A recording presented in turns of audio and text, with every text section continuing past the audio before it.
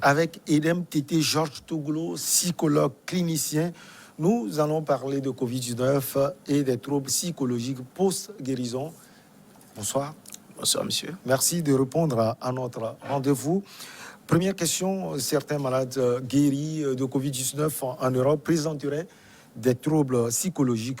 Ces cas ont-ils été observés en Afrique aussi? Effectivement, il y a de ces cas, même ici chez nous au Togo, qu'on a remarqué après la guérison des patients.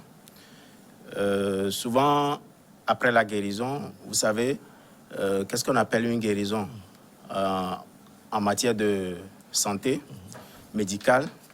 Quand vous êtes malade, vous avez un problème et que vous allez à l'hôpital, c'est le médecin qui fait un diagnostic et qui vous déclare malade. Et il vous met sous un protocole. Après avoir suivi le protocole, vous retournez le voir et c'est lui qui vous déclare guéri. Ça, c'est la première phase.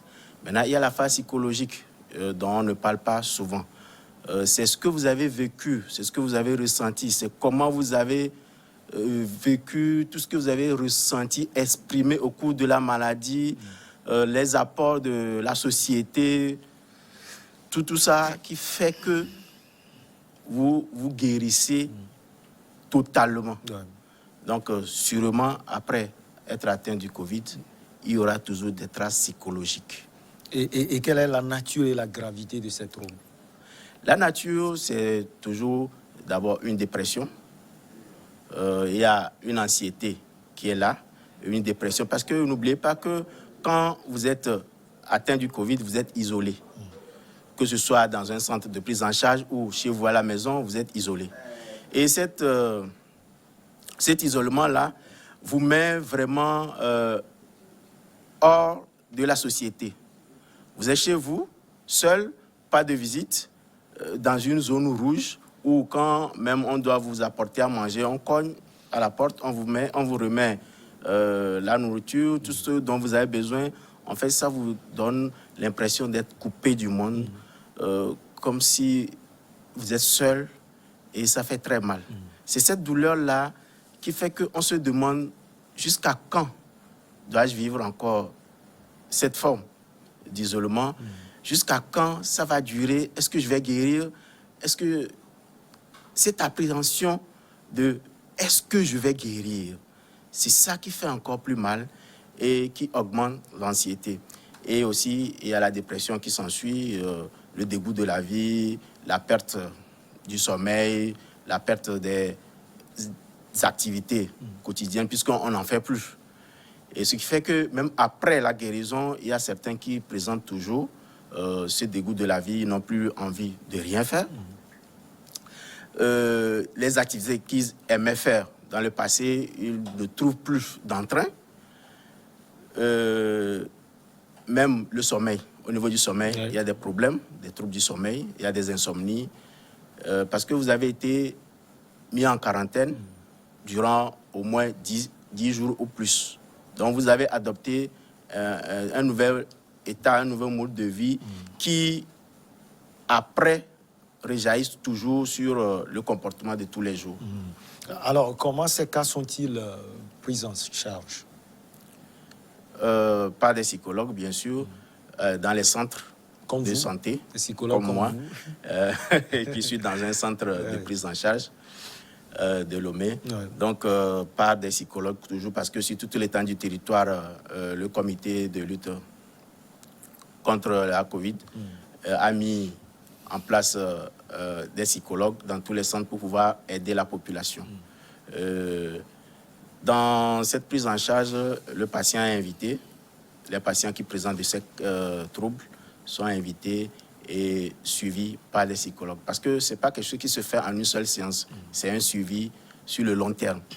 Est-ce que vous avez, pour pouvoir bien faire le job, été à l'école de tout ce qui se fait à l'Occident, surtout que dans ces pays, on voit des cas plus graves et autres? Peut-être aux États-Unis, en France, en Grande-Bretagne, en Allemagne. Oui. Est-ce que vous avez été à l'école de cela? Vous avez eu, disons que, est-ce que vous avez eu à voir ce qui se fait ailleurs? Ben, vous savez, nous sommes des psychologues formés ici. Ouais. Donc, nous sommes outillés. Vous êtes plus adapté aux réalités qui sont Justement, ici. parce que il faut reconnaître que chaque pays, chaque pays et chaque race, avec la façon dont il exprime les manifestations psychologiques, la façon dont le Togolais ou l'Africain va exprimer, vivre la maladie, le vécu, je veux parler du vécu psychologique, n'est pas la même que les autres peuples. Voilà. C'est important. C'est important. Parce que vous avez vu qu'ailleurs, il y a des morts en série, mais ici, chez nous, en Afrique, il y a des morts, certes, mais pas en grand nombre comme ailleurs. Donc, il y a une autre manière avec laquelle nous appréhendons ce vécu psychologique. On voit votre rapport, hein. On peut souligner qu'il est capital, mais est-ce que l'intervention des psychologues ou bien d'un psychologue est on ne peut plus important? Oui, effectivement. Parce que, vous savez, dans toute maladie, il y a toujours la partie psychologique qui est là, qu'on doit toujours prendre en charge. Et la maladie n'est pas seulement que somatique, c'est-à-dire on va chez le médecin, on prend les médicaments et ça part. Non. Il y a toujours la partie psychologique. Parce que quand quelque chose s'installe, un état s'installe, ça modifie tout votre être. C'est important. Donc, après même guérison, bon, bien que lorsque le médecin vous déclare guéri, après cette guérison, il y a toujours quelque chose qui est là, dont vous devez vous débarrasser, dont vous devez vous décharger. Même après un simple palu, il faut aller voir un psychologue. Voilà. C'est important. Maintenant, le problème, c'est que peut-être l'Africain ou le Togolais n'est pas aussi habitué à l'intervention des psychologues. Cela veut dire qu'un travail de fond doit être fait. Est-ce que vous arrivez à faire ce travail? Par exemple, moi, je n'ai jamais bénéficié de l'appui d'un psychologue. Peut-être que moi-même, je suis un psychologue. Est-ce que vous voyez un peu ce que je veux dire? Oui, effectivement. Vous savez, la psychologie n'est pas aussi vieille que la médecine dans nos pays. Donc, elle vient d'arriver, elle fait son chemin. Nous, psychologues, nous essayons, tant bien que mal, de faire les sensibilisations, nous faire voir. C'est important, nous le faisons. C'est vrai que ce n'est pas encore rentré dans l'habitude du commun du Togolais, mais ça fait son petit chemin. Et on espère que dans les années à venir, et avec le nombre de psychologues qui va sortir, on pourra vraiment... Est-ce que vous faites aussi un travail en amont? C'est-à-dire qu'on ne peut pas attendre forcément qu'on ait Covid-19 avant de commencer ce travail. Parce que quand vous circulez partout, les gens ont déjà la phobie de cette pandémie. Est-ce que ce travail est déjà fait? Oui, nous le faisons.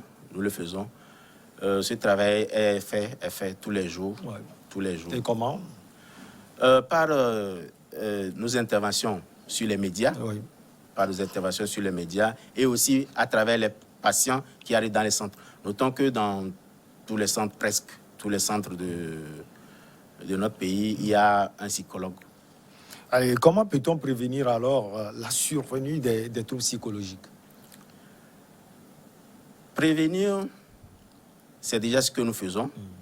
Et attirer l'attention des uns et des autres que dans toute maladie, il y a toujours l'aspect psychologique qu'il ne faut pas négliger. Même si on est suivi, traité, il y a toujours l'aspect psychologique. Et des fois, n'attendons pas que ce soit le médecin ou quelqu'un qui nous oriente vers, mais nous-mêmes cherchons à parler à quelqu'un. Et il y a des spécialistes pour vraiment nous dire ce qu'il faut faire. Parce que vous voyez, le psychologue, c'est le spécialiste du comportement. C'est lui qui est habilité à pouvoir analyser avec vous ce que vous faites, ce que vous vivez, comment vous devez vivre, comment vous devez faire. Parce que, vous savez, il y a des comportements qu'on adopte, on croit qu'on a raison, on croit que c'est le meilleur.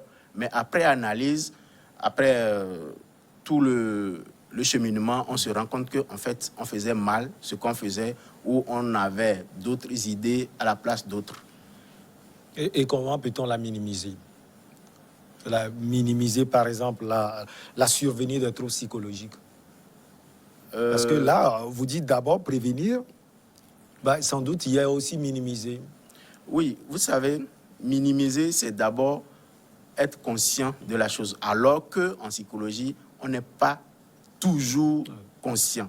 Des fois, c'est quelqu'un d'autre qui vous oriente, qui vous dit allez voir, allez consulter. Donc vous-même, ce n'est pas évident. Parce que dans certains troubles, prenons les personnes qui sont guéries de la Covid, elles n'auront pas tout de suite la présence d'esprit d'aller consulter. Parce qu'elles vont se dire, je vais aller faire quoi là-bas? Je vais aller dire quoi? Qu'est-ce qui va se passer? Est-ce que lui aussi ne va pas me traumatiser?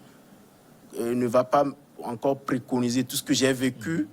Donc, il ne se voit pas dans ce schéma-là. Voilà. C'est pour ça que déjà, comme nous le faisons, on les exhorte, après guérison même, à être en contact avec les psychologues pour toujours le suivi. Parce que c'est important, le suivi. Parlant justement de contact, est-ce qu'il y a contact véritable entre vous et les médecins soignants? Oui. Et comment ça se fait, le travail d'ensemble? C'est une collaboration. C'est une collaboration. Parce que vous savez, quand le médecin reçoit ou fait son diagnostic, tout cela, il remarque que des fois, ce n'est pas toujours à lui seul de gérer la maladie. Donc, quand il a son bilan, il met son protocole, son traitement. Après guérison, il peut s'en rendre compte qu'il y a des séquelles et il oriente vers le psychologue. C'est important. Dieu merci qu'aujourd'hui, la plupart des médecins font facilement cette orientation. Alors, M. Tété, il faut préciser qu'on sait déjà qu'un travail se fait, et surtout à Lomé, la capitale. Hein. Ça, c'est sûr. Est-ce qu'à l'intérieur du pays aussi, vous faites ce travail? Même si on sait que Lomé, c'est la zone la plus touchée, hein, tout le monde le dit. Mais à l'intérieur du pays, je parie que vous êtes un peu absent. Non, pas du tout, pas du tout, pas du tout. Parce qu'il y a les collègues, il y a les collègues qui œuvrent sur toute l'étendue du territoire. C'est important. Il y a les collègues qui font le travail, qui sont toujours sollicités. Vous savez, l'aspect psychologique n'est pas toujours vu, n'est pas toujours fanfaronné dans la prise en charge. On pense plus à la prise en charge médicale, à l'isolement et au traitement à suivre. On ne fait pas ressortir l'aspect psychologique vraiment de la chose. Donc nous aussi, psychologues, nous nous battons, nous nous mobilisons pour pouvoir démontrer et montrer aux gens l'importance de l'aspect psychologique dans cette prise en charge. Déjà, quand on parle de troubles psychologiques post-guérison, est-ce que c'est seulement strictement cela qui rentre dans la guérison des malades de Covid-19? Il y a d'autres facteurs également. C'est vrai que vous êtes psychologue, mais on peut avoir, ou bien vous pouvez connaître également d'autres facteurs. Oui, quand on parle de psychologique, c'est l'ensemble des facteurs qui ont mis en place un certain nombre de comportements. Quand je prends une personne atteinte du Covid, qui est isolée, d'abord, cette personne, elle se place. Vous voyez, cette personne est privée de ses activités économiques. Si c'est une personne qui exerce une fonction libérale, elle doit aller travailler ou faire son petit commerce avant de pouvoir gagner quelque chose. Elle est privée de cette activité. Donc, vous voyez que c'est un manque à gagner. Il y a des ressentiments que cette personne présente. Il y a la société, on est éloigné, sorti de la société. Donc, alors que cette personne avait pour habitude, peut-être chaque soir, aller prendre une bière ou chaque soir rendre visite à son frère, à sa mère, à ses parents. Donc, il y a déjà ça. Tout cet ensemble mis de côté fait que la personne, après guérison, c'est-à-dire le test est négatif au Covid-19, maintenant souffre au fond d'elle parce qu'il y a eu des pertes qu'il faut compenser. Et donc, c'est ça même qui fait l'installation de l'aspect psychologique de la chose. Maintenant, au niveau des familles, c'est vrai que le patient, lui, il est là et on connaît l'ampleur de Covid-19 au niveau des familles. Est-ce que vous faites ce travail? Si oui, comment vous le faites? Et sinon, est-ce qu'il ne serait pas bien de le faire également? Oui, avec la famille, on le fait partiellement parce que, vous savez, ce n'est pas tout le monde qui s'ouvre. Il y a certains qui sont contaminés, qui vous disent « je ne voudrais pas que ma famille soit au courant ». Donc, vous voyez, vous ne pouvez pas aller vers la famille. Mais lorsque la personne vous autorise et vous dit ma famille est au courant. Donc, il est plus facile d'aller vers cette famille, de leur expliquer ce que c'est que la maladie, ce que la personne vit et ce que vous, en tant que famille, vous devez pouvoir faire pour soutenir cette personne. Donc, on le fait, on le fait. Vous le faites. Oui. On sait déjà la place qu'occupent plutôt les psychologues aujourd'hui au Togo. Il faut le souligner. Maintenant, avec Covid-19, comment vous travaillez avec les autorités? Parce que là, on doit reconnaître véritablement que vous faites un travail herculien. Oui, il y a une collaboration avec la coordination. C'est la coordination qui nous a sollicité sur toute l'étendue du territoire. Donc, avec les autorités, il y a toujours ce travail qui se fait ensemble. Et ça se passe très bien. Ça se passe très bien. C'est au-delà de cela, comme je le dis, les psychologues ne sont pas aussi connus. Oui. Donc, nous faisons nos sensibilisations à nous-mêmes pour nous faire connaître en tant que psychologues. Parce qu'il y a des associations de psychologues au Togo. Au moins, il y a l'association des praticiens, des psychologues praticiens. Et il y a l'association des psychologues cliniciens de la santé hospitalière. Donc, il y a ces deux associations qui œuvrent pour la visibilité de la psychologie. Donc, nous travaillons avec l'État et les organisations internationales. Vous avez parlé de deux associations. Est-ce que vous pouvez nous éclairer un peu, en quelques lignes, le rôle réel de chaque association? Oui, la première, l'ADP, l'Association des psychologues praticiens, elle regroupe les trois options de psychologues parce qu'au Togo, on a trois options. Il y a l'option santé, travail et éducation. Donc moi, je fais partie de l'option santé. Voilà. Et tous les psychologues... Vous voyez que j'ai bien posé la question. Justement. Tous les psychologues qui sont sortis se retrouvent dans cette association. La seconde, c'est l'association des psychologues cliniciens de la santé hospitalier. Elle regroupe les psychologues plus ou moins de la santé, mais en milieu hospitalier. Donc, cette seconde association se bat plus pour le droit, la visibilité des psychologues en milieu hospitalier. Parce qu'on s'est rendu compte que les gens vous disent, les psychologues, vous êtes où? J'étais malade, mon papa était malade, on vous a cherché, on ne vous a pas trouvé. Et pourtant, on est là. Et pourtant, on est là. Et c'est ça le piège. Les gens nous reprochent que vous n'êtes pas là. Et pourtant, on est là. Ouais. Donc, ces deux associations se battent pour la visibilité de notre métier. Et si je comprends bien, en 7 ans de Covid-19, vous êtes privilégié? Privilégié, non, je ne dirais pas, parce que il y a les médecins, les infirmiers, tout le corps médical. Vous en faites partie. Justement, donc nous venons en appui, parce que c'est une spécialité que nous avons. Donc nous la mettons au service de la population du pays. Ouais. C'est important. Est-ce que vous allez en profiter pour asseoir peut-être votre notoriété? Est-ce qu'on va dire profiter? Non, mais vous savez que si vous faites du bon travail, la notoriété vous est reconnue et attribuée. L'essentiel, c'est de bien faire ce qu'on fait. Tout à l'heure, vous avez dit que nous avons nos réalités peut-être en Afrique, au Togo. Bon, vous travaillez au niveau togolais. Est-ce que vous avez une certaine coordination avec ce qui se fait dans les autres pays, notamment les pays au niveau africain, le Bénin à côté, la Côte d'Ivoire et autres? Oui, nous avons...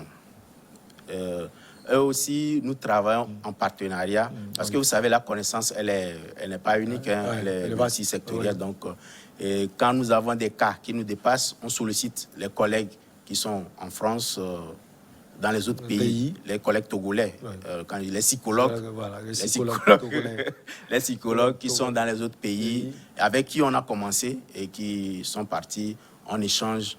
Parce qu'il y a la manière de voir de tous les pays, de là où vous vous trouvez. Parce que les choses avancent, les choses s'améliorent. Et c'est ce que nous faisons. On est toujours en union, en communion avec les autres. On échange. C'est important. C'est ça même qui fait qu'on se développe et on est en harmonie. Ce qui fait que ce qui se fera ici au Togo, ce sera plus ou moins la même chose qui se fera ailleurs. Vous avez parlé de la prise en charge. Selon vous, est-ce que cette prise en charge, elle est bien faite? on ne peut pas faire un travail et s'apprécier. Mais jusqu'alors, est-ce que vous pensez véritablement, M. Tété, que c'est bien, elle est faite Elle est, parfaitement? vous savez, on ne peut pas s'apprécier, on ne peut pas danser et s'apprécier soi-même. Mais les retours que nous avons et des médecins du corps médical et des patients nous font croire que cette prise en charge est parfaite. Parfaite. Alors, merci beaucoup, M. Edem Tété Georges Touglo. Vous êtes psychologue clinicien. Ça a été un plaisir de vous avoir. Plaisir partagé. Allez, on va marquer une petite pause et on revient pour regard croisé avec nos chers invités.